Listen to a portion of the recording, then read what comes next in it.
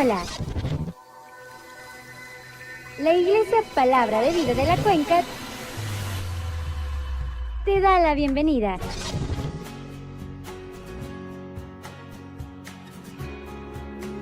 Muchas gracias por estar aquí.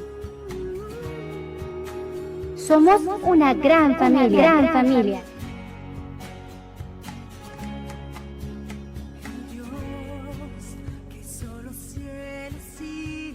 Hola, ¿qué tal familia? ¿Cómo estamos? Muy buenos días, buenas tardes o buenas noches según nos estás escuchando. Es una gran bendición el poder estar con ustedes y poder compartir una vez más un tema de la palabra del Señor. Es maravilloso el poder analizar, estudiar, profundizar un poco. Y hoy tenemos un interesante tema del libro de los Hechos. Continuamos en el libro de los Hechos. Y es cumpliendo la misión de acuerdo a la voluntad de Dios. Como dije, perfecto, cumpliendo la misión de acuerdo a la voluntad de Dios. Si queremos ilustrar tragedias comunes de la vida diaria, podríamos decir, un accidente de auto toma la vida de un estudiante universitario cristiano camino a su casa, o podríamos decir un pastor recibe un diagnóstico de cáncer, o una familia está de vacaciones cuando recibe una llamada de que su casa fue destruida en un incendio. Una de las preguntas más comunes que hacen los creyentes y no creyentes es: ¿por qué permite que sucedan cosas malas un Dios amoroso y todopoderoso?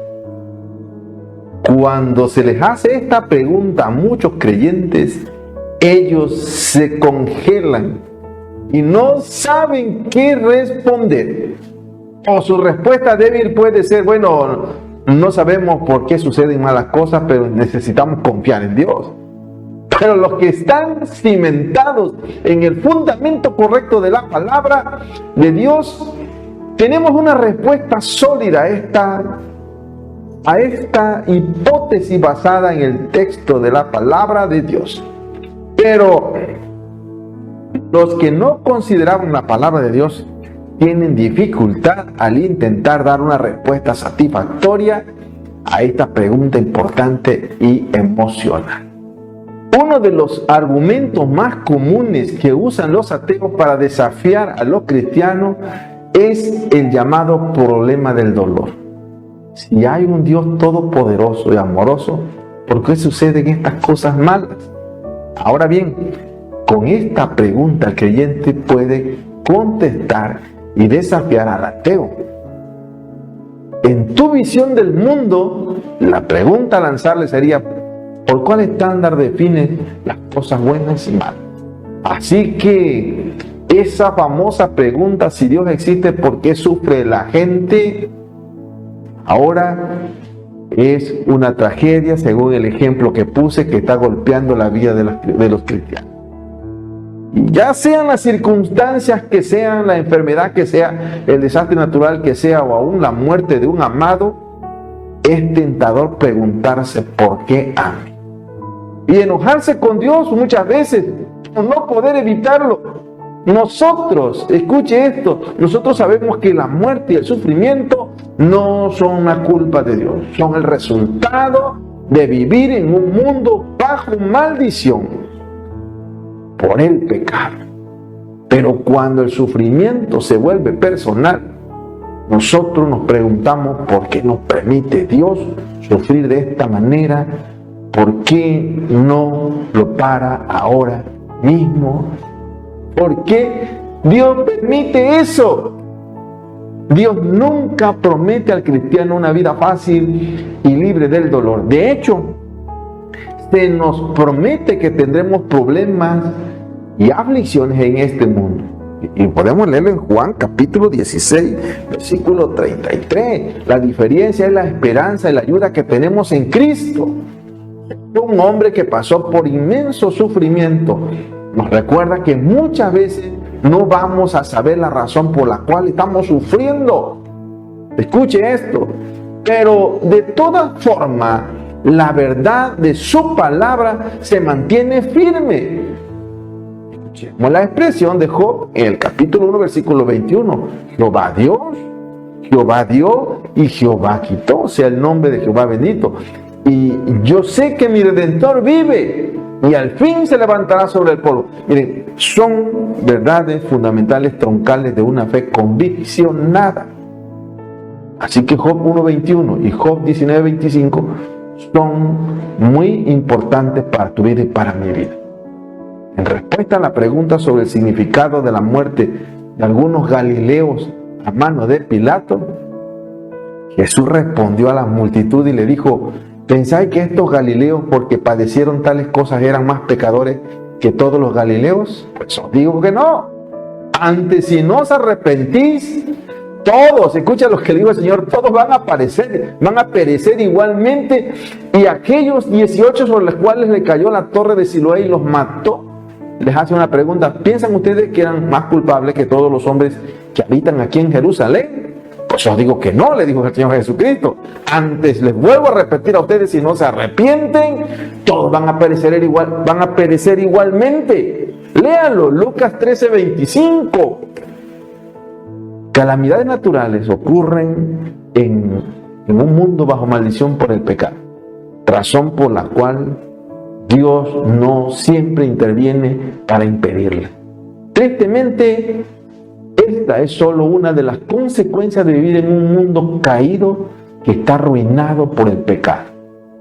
Nuestra respuesta a dichas calamidades debería de ser la misma respuesta de Jesús al invitar a otros: vamos a arrepentirnos antes de que nos llegue el tiempo de morir. También Jesús dice en su palabra en Juan 16:33, vamos a enfrentar el dolor en el mundo. Y agrega el Señor: pero confiad, yo he vencido al mundo. ¡Qué palabra! Pablo, a través del Espíritu Santo, da una promesa de Dios a todos los creyentes. Él dice en Romanos capítulo 8, versículo 28, y sabemos que a los que aman a Dios, todas las cosas les ayudan a bien. Y esto es a los que conforme a su propósito son llamados. ¡Wow! No hay promesas que, para entender por qué no impide Dios que nos golpeen algunas tragedias. Hay una palabra poderosa que nos dice: porque mis pensamientos no son vuestros pensamientos y vuestros caminos no son mis caminos, dice el Señor. Así que como los cielos son más altos que la tierra, así son mis caminos más altos que vuestros caminos y mis pensamientos más que vuestros pensamientos. Usted lo puede leer. Isaías 55, versículo 8 y versículo 9. ¡Qué tremenda palabra!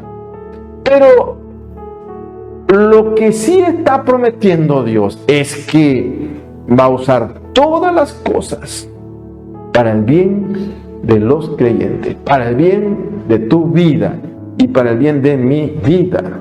¡Wow! Así que no te rindas, no renuncies.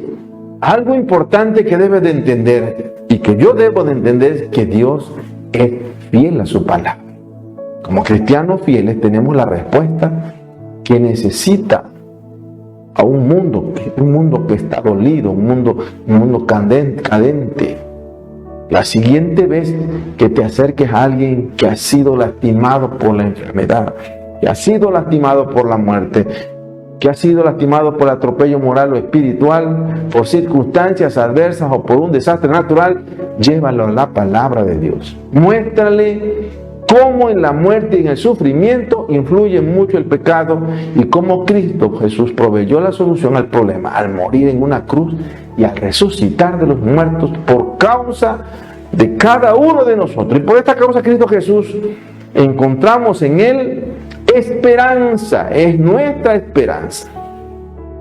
Nuestra esperanza para el día de hoy, para el día de mañana y por toda la eternidad. En la Biblia vamos a encontrar la palabra también coraje, y allí está traducido en el hebreo como el buen ánimo. Y lo podemos ver en Marcos capítulo 6, versículo 50. Aquí Jesús le da la orden a los discípulos, aquellos que lo vieron caminar sobre las aguas del mar de Galilea, Y se asustaron y tuvieron miedo y entraron en incertidumbre. Y entonces cuando él se acercaba, él les dijo esta palabra, una palabra griega que es traducida como coraje. Le dijo, tengan ánimo, equivale a decir buen ánimo, significa literalmente audacia y confianza. En la Biblia el valor es lo opuesto al miedo.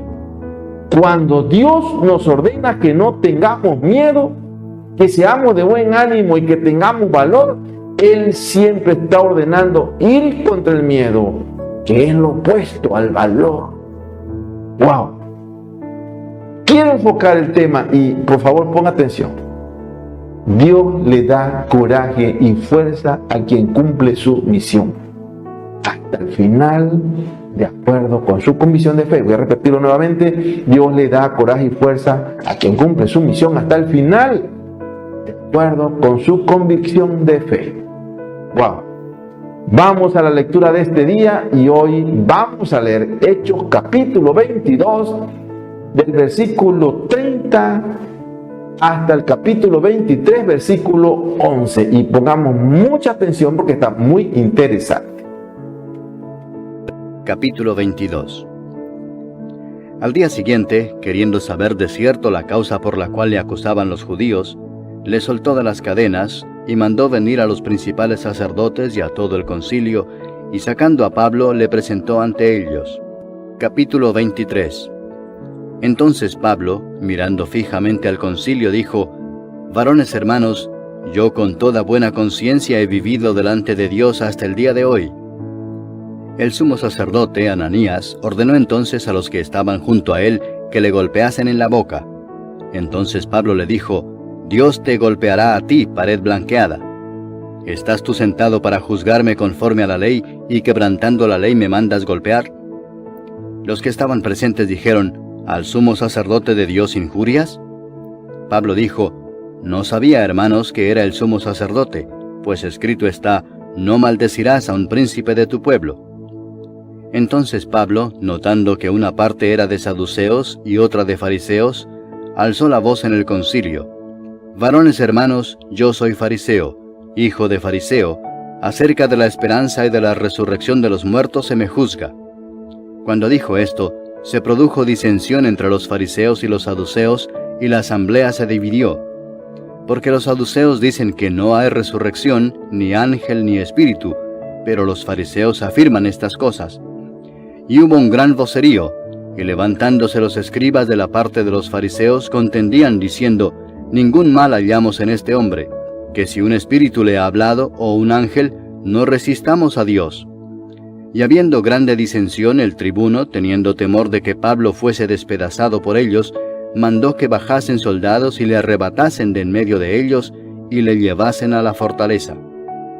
A la noche siguiente se le presentó el Señor y le dijo: Ten ánimo, Pablo, pues como has testificado de mí en Jerusalén, así es necesario que testifiques también en Roma. Perfecto, estamos reflexionando en el tema. Qué maravilloso. Miren, escuche bien, vamos a analizarlo bajo 3 aserciones espirituales y quiero que comencemos con la primera aserción, que es deferencia a la autoridad espiritual. Como dije, correcto, deferencia a la autoridad espiritual. La mayor prioridad en ese momento para las autoridades gubernamentales en el tiempo histórico de Pablo era saber con certeza la causa por la cual se le acusaba. Lucas, el escritor del libro de los Hechos, presenta al procónsul romano como un hombre correcto y justo. Esto es muy importante que analicemos la expresión que maneja el escritor Lucas aquí en el libro de los Hechos. Definitivamente, este no sabía los detalles de la disputa entre Pablo y los líderes religiosos. Parecía que él trabajaría duro para una justa resolución, aproximarse lo más posible a la justicia. El procónsul romano tenía que entender, para que de una vez, teniendo una idea concreta del problema, el poder tomar una justa decisión. Ordenó que el jefe de los sacerdotes y todo el concilio se presentara, y también pidió que trajeran a Pablo y lo presentó ante ellos.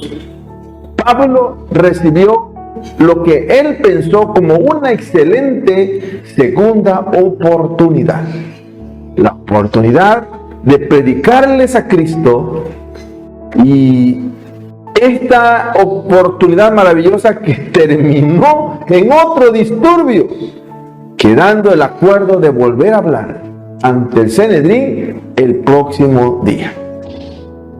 El Sanedrín era el Congreso o el Parlamento de los judíos, y se le daría la oportunidad a Pablo de hablar ante el grupo del cual él un día fue miembro. Escucha, esto muy importante, y eso lo podemos leer en el libro de los Hechos, en el capítulo 26, versículo 10. Aquí claramente dice que Pablo tenía un voto. Escuche esto, un voto como fariseo.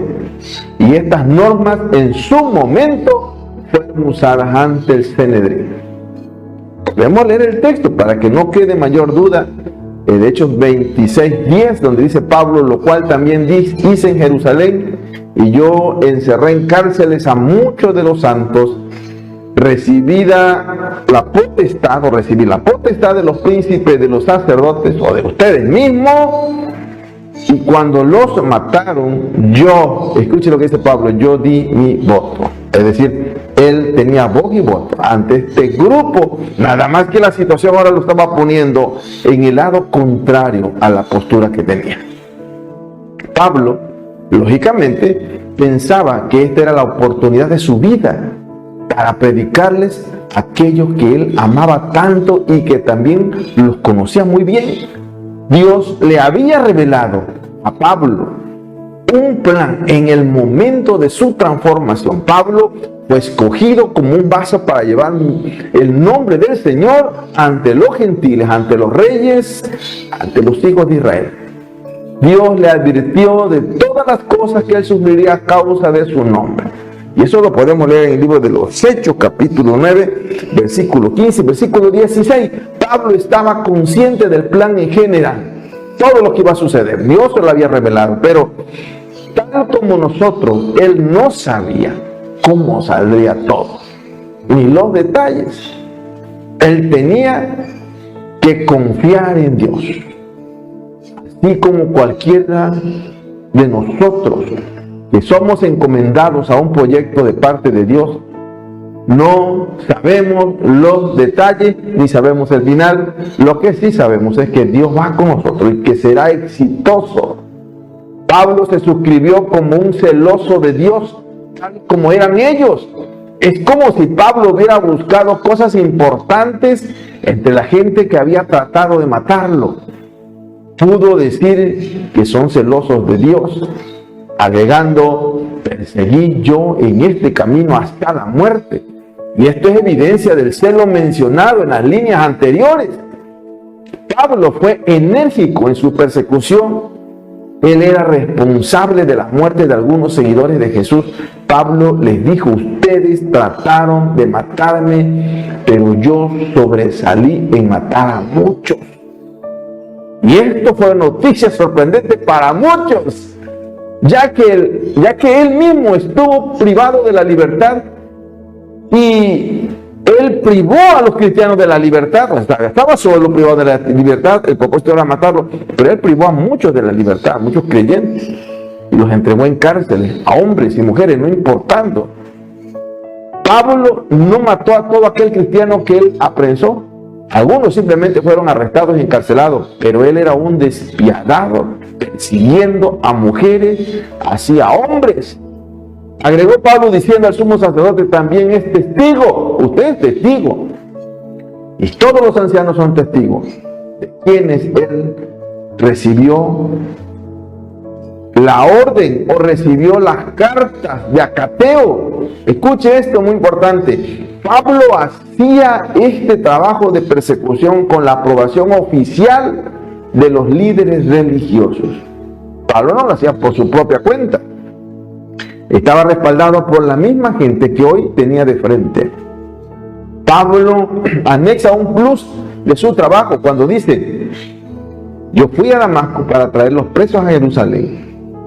Y también los que estaban allí eran conscientes que Pablo era capaz de tener éxito de la persecución más allá de Judea, hasta Siria, ciudad de Damasco.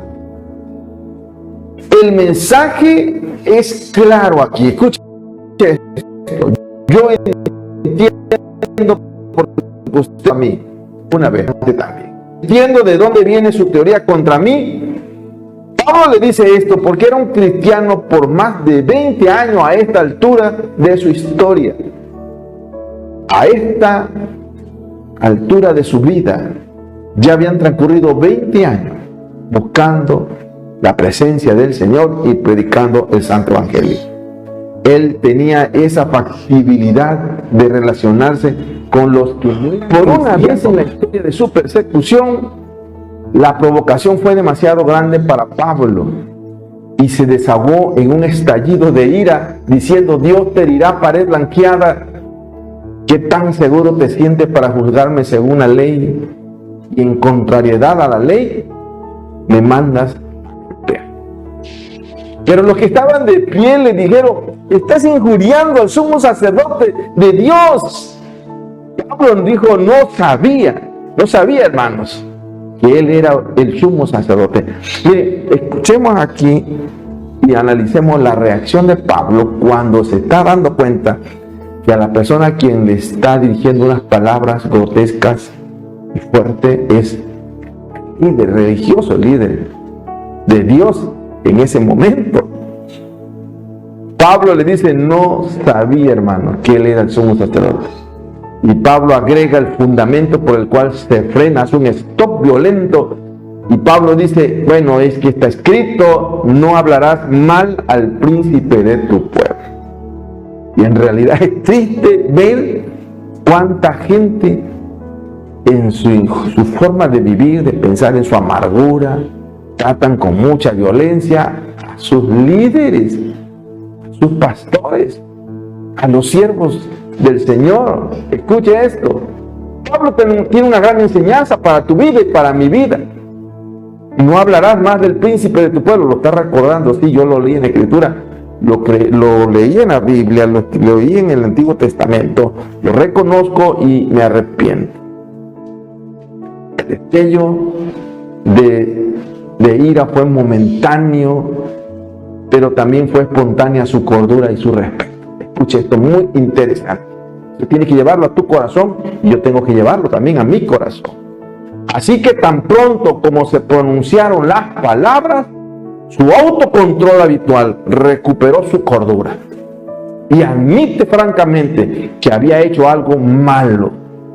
Escucha esto tan interesante. Pablo es un hombre muy educado, muy inteligente.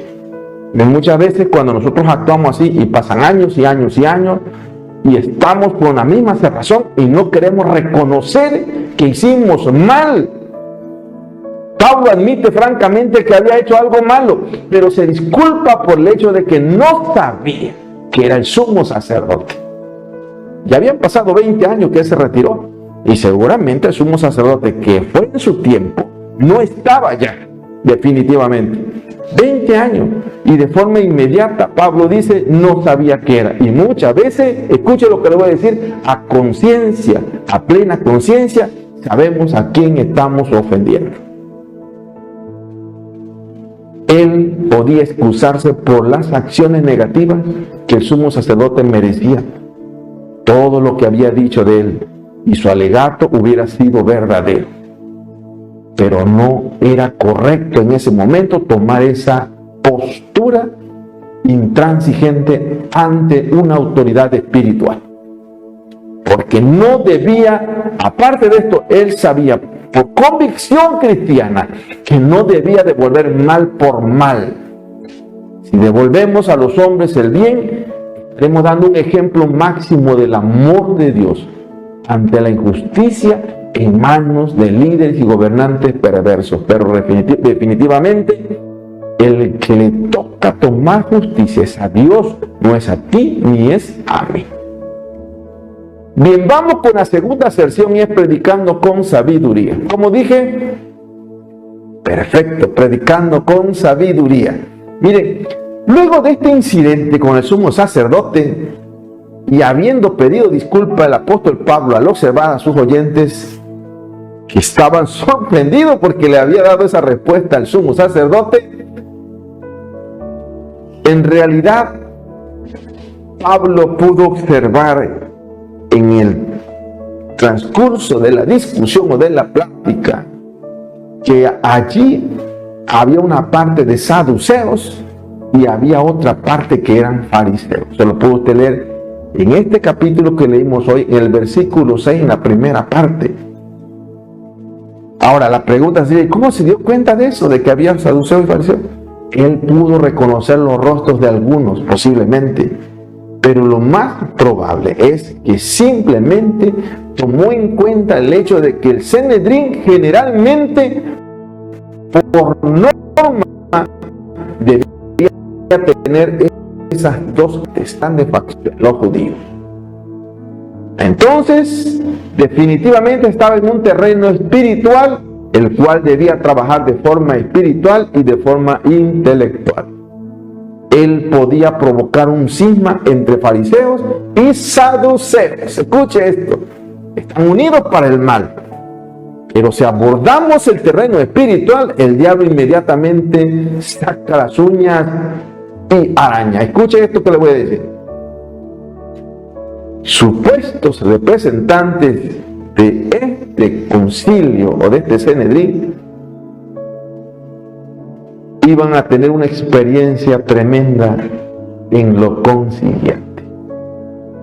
Pablo, al cerciorarse de esto, de que había saduceos y fariseos, Pablo levantó su voz y se identificó primeramente con los fariseos. Él dijo: varones hermanos, yo soy fariseo, hijo de fariseo. Wow. Estamos leyendo el versículo 6 de este capítulo que leímos en la segunda parte. Es interesante notar que no dijo yo era fariseo. Escuche esto. Esto tenemos que analizarlo profundamente. No está diciendo fui fariseo o yo era fariseo. Le está diciendo yo soy fariseo, hijo de fariseo. ¡Wow! Pablo se mantuvo fiel a la tradición judía en la cual fue criado y le mandó un mensaje fino. A esos dos grupos le mandó un mensaje fino. Los fariseos eran los más fieles a las escrituras y tenían una doctrina correcta. Mantenían la esperanza de la vida después de la muerte, y por eso Pablo declaró que estaba siendo juzgado por la esperanza de la resurrección de los muertos. ¡Wow! Ese está en el versículo 6 de este capítulo, en la parte final. Así que aquí resurge una confrontación. Ahora no con Pablo, ahora la confrontación es entre fariseos y saduceos, por esta palabra poderosa de la resurrección que Pablo está soltando en este concilio. Algunos comentan que Pablo no fue honesto aquí por esto que hizo, que trató de esconder su verdadera razón por la cual él había sido arrestado por los judíos en el templo, pero eso no es realidad. En realidad Pablo debatía sobre la doctrina de la resurrección de los muertos. Era una doctrina básica, fundamental y troncal de la fe cristiana.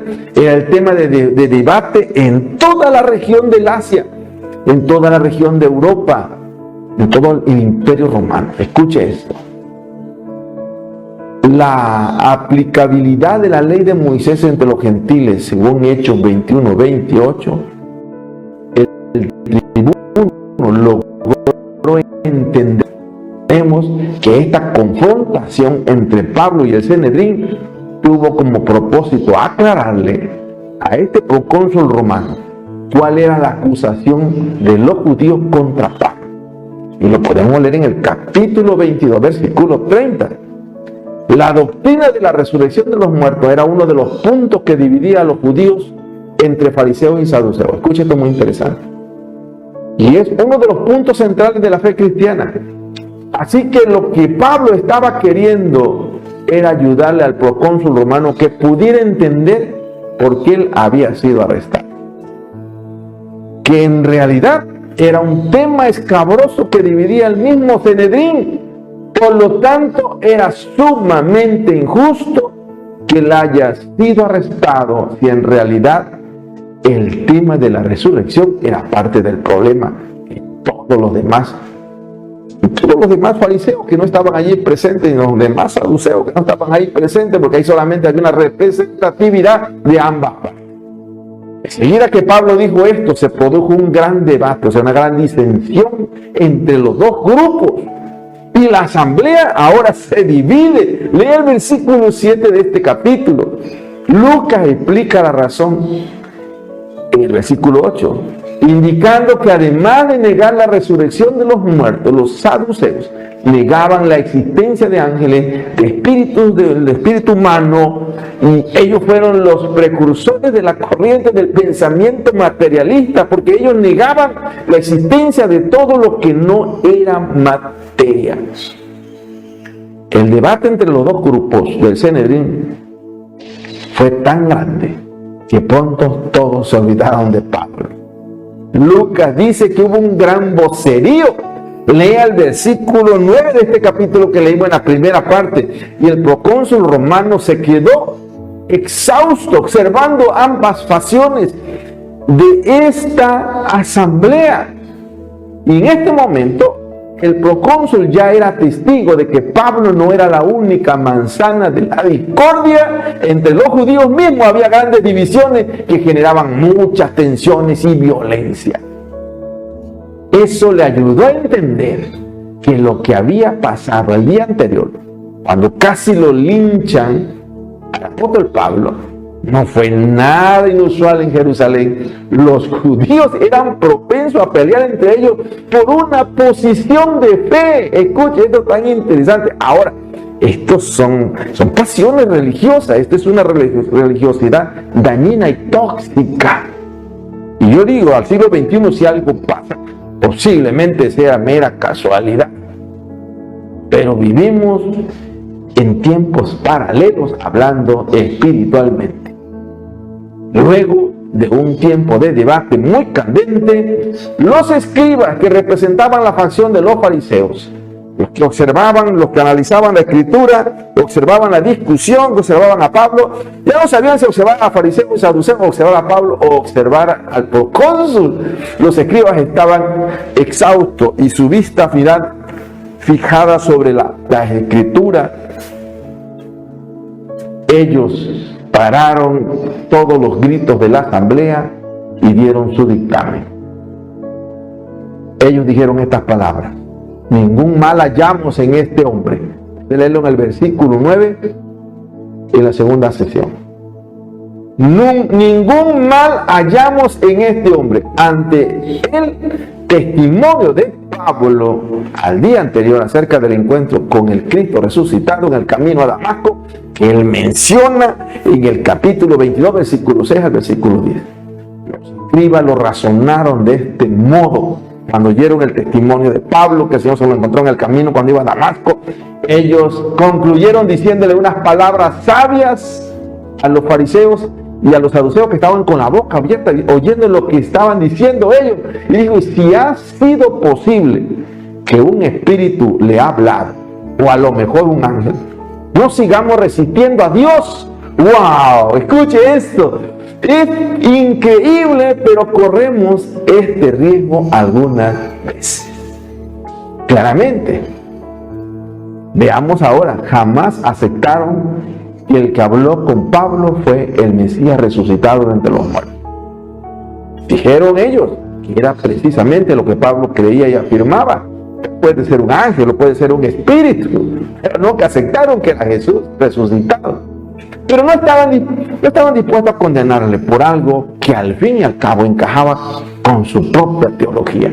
La frase "no resistamos a Dios" es muy parecida a la que en su momento expresó el famoso intelectual maestro fariseo Gamaliel. Puede leer lo que dijo Gamaliel en el capítulo 5 de los Hechos, versículo 34 al versículo 39.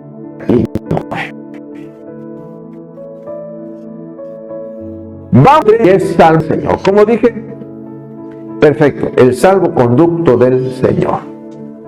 el dictamen de los escribas fariseos no agradó para nada a los saduceos. Y la discusión continuó con gran fervor. Lo puede leer en el versículo 10 de este capítulo, en la primera parte.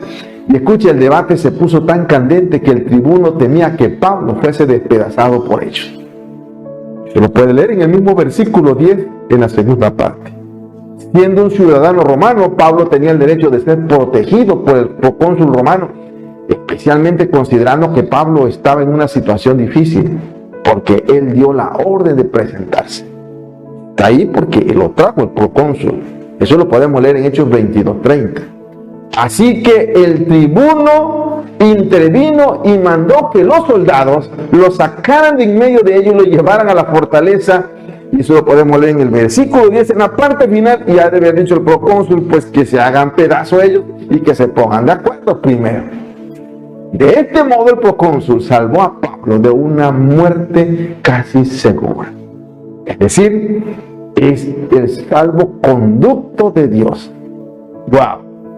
¿Cuántas veces no estamos en situaciones así y pensamos, de aquí no voy a salir y este es el final del callejón y está tapado? Pero ¿sabe qué? Dios siempre pondrá un salvoconducto para tu vida y para mi vida en situaciones difíciles y muy difíciles. Estaban debatiendo puntos de vista teológicos y doctrinales muy profundos. Sin embargo, lo hicieron de tal manera que produjo una situación de violencia y de maltrato, tanto verbal y físico. Por no decir un pésimo testimonio ante un romano incrédulo. Fue toda una manifestación de la carne, lamentablemente. Eso no es nada nuevo. A lo largo de los siglos, la iglesia ha sufrido de muchos debates internos y externos teológicos que también han resultado en violencia, en descrédito y hasta de muerte de muchos cristianos fieles. Y no vamos a ir muy lejos. Ahí tenemos la, entre comillas, Santa Inquisición, que no tiene nada de santa, es más diabólica. Eso no significa que está mal debatido de encuentros, los que creen que muchas veces se hace. Dios nos ayude a tener fervor y pasión por una fe pura, ayude a tener fe puesta en la palabra y el respeto hacia la palabra. Pero escuche, aprendamos a dialogar en el espíritu, no en la carne.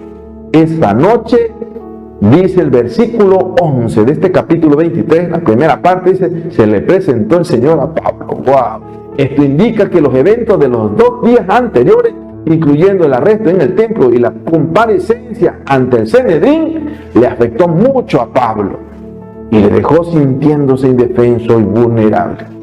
Por eso el Señor se le presenta y le dice, ten ánimo, Pablo. ¡Wow! ¡Qué grande es el Señor!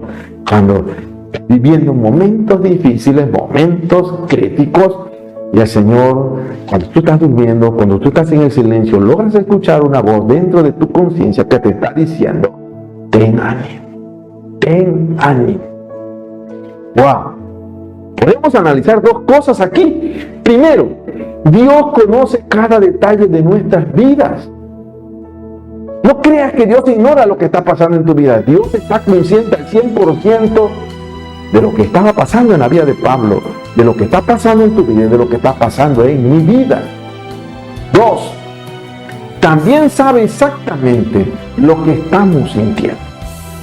Por eso le dijo a Pablo, ten ánimo. Por eso te dice a ti hoy, ten ánimo. Y me dice a mí, ten ánimo. Se preocupa por nosotros. Dios nos conoce a cada uno por nombre, en forma personal, en forma individual.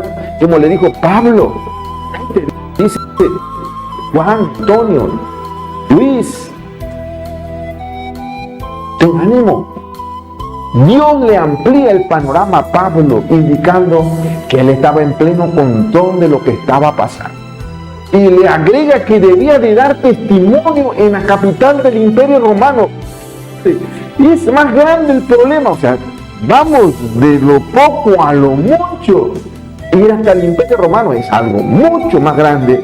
Estar en la sede del Imperio Romano era algo muy grande. Estar de frente al César, algo terriblemente grande. había dado testimonio en la capital espiritual que era Jerusalén, y ahora él tenía que llevar ese testimonio espiritual a la capital política que era Roma. Y todo esto fue conforme al propósito de Dios. Así que no tengas miedo cuando Dios te va llevando por un camino de desafío, porque definitivamente Él va con nosotros. Porque Él llamó a Pablo para ser testigo de Él. Podemos leer en Hechos 9:15. Analicemos la frase del Señor cuando dice: es necesario que testifique también en Roma. Versículo 11 de este capítulo 23, en la última parte. Era necesario. Escucha la palabra que se ocupa aquí. Era necesario, porque Dios así lo había dispuesto dentro de su voluntad, dentro de la vida de Pablo. Con qué alegría y entendimiento espiritual Pablo escribe estando en la cárcel. Tremenda enseñanza. Ser feliz en todo momento, sabiendo que Dios tiene el control total de todo. Él hace todas las cosas según el designio de su voluntad. De hecho, capítulo 4, la absoluta soberanía de Dios causa muchos debates entre muchos. Sin embargo, no solo es una fe de muchos con mucha profundidad, sino que es un fundamento sólido de tremenda consolidación para los hijos de Dios.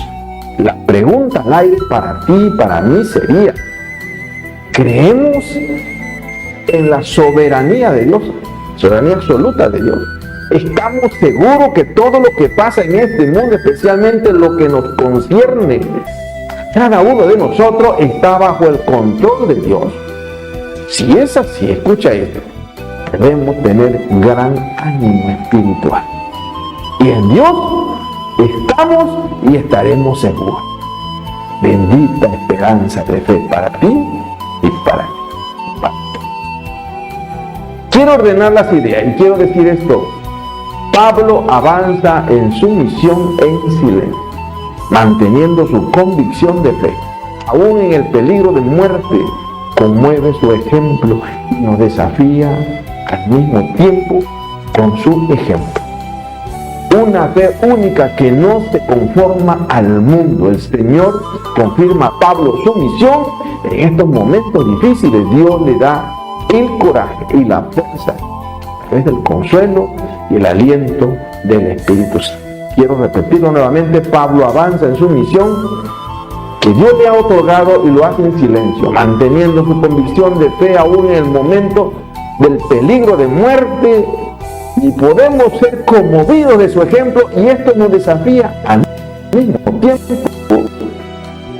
a vivir fe. Una fe única, que no se conforma al mundo. El Señor confirma a Pablo su misión en estos momentos difíciles, y Dios le da el coraje y la fuerza a través del consuelo y el aliento del Espíritu Santo. Bien, hemos concluido con el tema, pero continuamos. Bendiciones.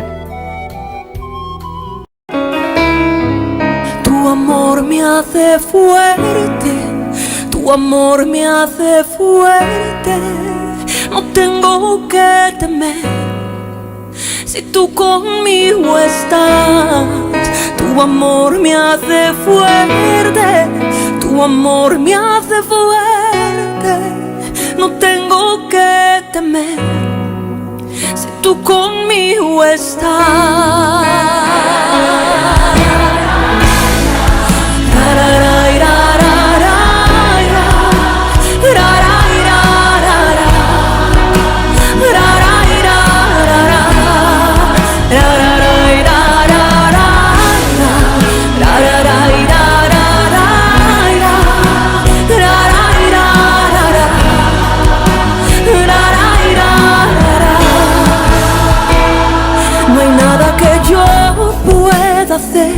Para impresionarte, no hay nada que yo pueda ofrecer para impresionarte.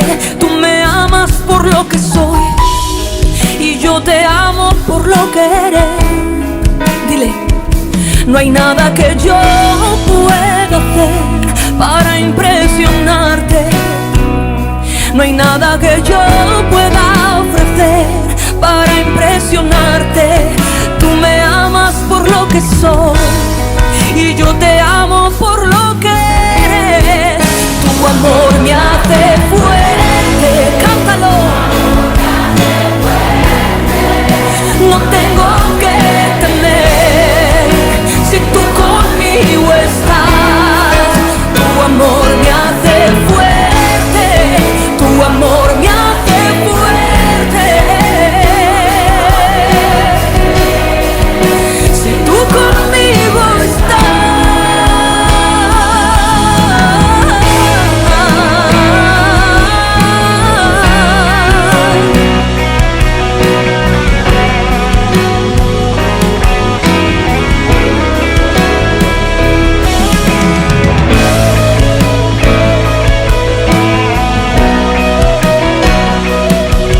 alguien siente su amor, levanta sus manos y adora. Tú eres mi verdadero amor, el que no falla, el que no se cansa de esperarme. Nunca me conformaré,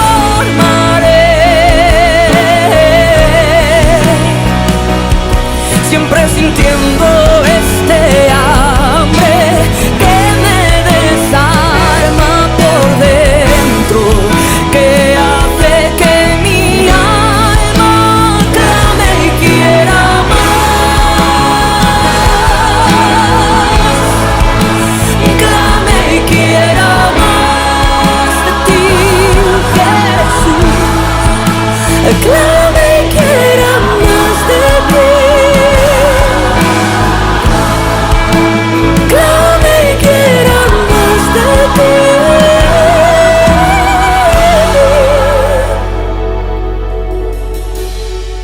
Tu amor me hace fuerte, tu amor me hace fuerte. No tengo que temer si tú conmigo estás. Tu amor me hace fuerte, tu amor me hace fuerte.